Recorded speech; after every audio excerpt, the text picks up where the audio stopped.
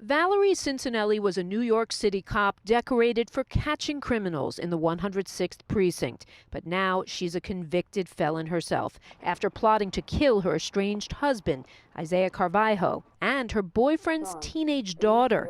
Her boyfriend, John DeRuba, agreeing to help the feds and make troubling recordings of the plot played in court today. Welcome back to another episode of We the People University. My name is Abiyah Israel, former police officer, former sheriff deputy.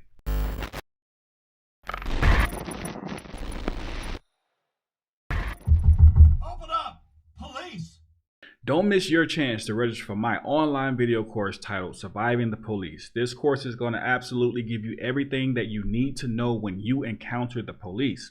My course is the total package, guaranteeing to hold your attention. It's full of video lessons, real-life video examples, quizzes, and get this, you don't have to take notes. I already took them for you. Only thing you have to do is download the notes. It also comes with a pocket guide that has the Constitution, all the do's and don'ts when dealing with the police, case law, so when you find yourself face to face with the police, your rights won't be violated. You will know what they can and cannot do. Don't miss this opportunity. Make sure you register today. The link is in the description below. Today, we'll be taking a look at the New York Police Department, NYPD, where an officer by the name of Valerie Cincinnati hired her boyfriend to kill her husband. But get this, not only to kill her husband, but she wanted the boyfriend to kill his 13-year-old daughter as well. This is supposedly a highly decorated NYPD officer who was hiring hitmen to kill citizens. The reason I'm highlighting this video, because it goes to show what a lot of you have already believed about the thin blue line. If it was an ordinary citizen who committed these acts, they would be buried under the prison. But watch what happens to this NYPD officer. Listen to her sentence and the leniency that she is given. Let's check this video out. We'll go more into it later. For a former New York cop for obstructing justice. It's part of a plea deal because Valerie Cincinnati was charged with trying to hire a hitman to kill her estranged husband and the 13-year-old daughter of her boyfriend. And because she's already served time, she could get out soon. Here's Eyewitness News reporter Stacey Sager. Valerie Cincinnati was a New York City cop decorated for catching criminals in the 106th precinct. But now she's a convicted felon herself after plotting to kill her estranged husband, Isaiah Carvalho, and her boyfriend's teenage daughter. Her boyfriend, John DeRuba, agreeing to help the feds and make troubling recordings of the plot played in court today. They can subpoena these photos. But Cincinnati, tearful and apologetic, telling the judge, quote, "I was angry, I was horrible, but I can promise you I never intended for that to happen." We're very pleased with the result here. The murder for hire charges were dismissed.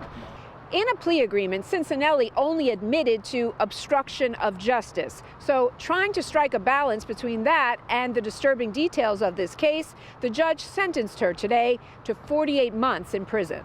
So as we see, there's a heavy network of protection in New York. Let's take a look and see what would have happened if she actually faced the charges for the crimes which she attempted to commit. If she had been successful in convincing her boyfriend to kill her husband, then his 13-year-old daughter, she would have been guilty of first-degree murder. New York Penal Code 125.27, murder in the first degree, is a Class A1 felony, meaning that if you are convicted, you could be sentenced to life in prison. Under New York Penal Code Law 12527, you could be prosecuted for murder in the first degree if you caused the death of another person under the condition that showed that you had depraved indifference for human life. In New York, attempted murder occurs when a person comes dangerously close to accomplishing the death of another. However, attempted murder does not actually require death to result. In fact, not even injury. This is because attempted murder is what's known as an inchoate crime, which is essentially the criminalization of taking steps towards or furtherance of committing a crime. And since this NYPD cop was taking steps towards hiring someone to commit murder, which would have been murder in the first degree, if she was successful, she would have or should have been convicted of the New York Penal Code 12525, which is murder in the second degree. A person is guilty of murder in the second degree when, with intent, she had intent to hire someone to kill her husband and a 13-year-old child. A person is guilty of murder in the second degree when, with intent to cause the death of another person, he causes the death of such person or even a third party. Although this officer was caught caught red-handed, she was not able to carry out her evil plan. She did have the intent to have 2 innocent citizens murdered. She should have been charged with at least second-degree murder in the state of New York. But let's see what she really got. With time served, home confinement, and good behavior, it means she could get out in just 6 months. For Carvalho, who told the judge today his estranged wife was cruel and selfish, uncertainty about what the future holds. Do you ever get over something like this? Ever? Anything at all to say about her? The case, an emotional roller coaster, which included pictures of Carvalho faking his own murder so Cincinnati would believe her alleged plot was complete, a plot they say she was determined to carry out. Absolutely, it was already in play. It would have been. It was staged. That he was dead and she got the pictures back, great, now we can move on. I mean, it's sick. But the defense still maintaining Cincinnati was set up by the men in her life, that an officer with a perfect record became unhinged. She lived a stellar life. Bruh. Up until the time she met John Deruba. And he says her family is ready to have her home. In Central Islip, I'm Stacey Sager, Channel 7 Eyewitness News. So we hear the strangely or extremely delusional attorney, or just another attorney who would lie for money, state that, hey, she was such a good person. Really? She just tried to have 2 innocent citizens, one being a child.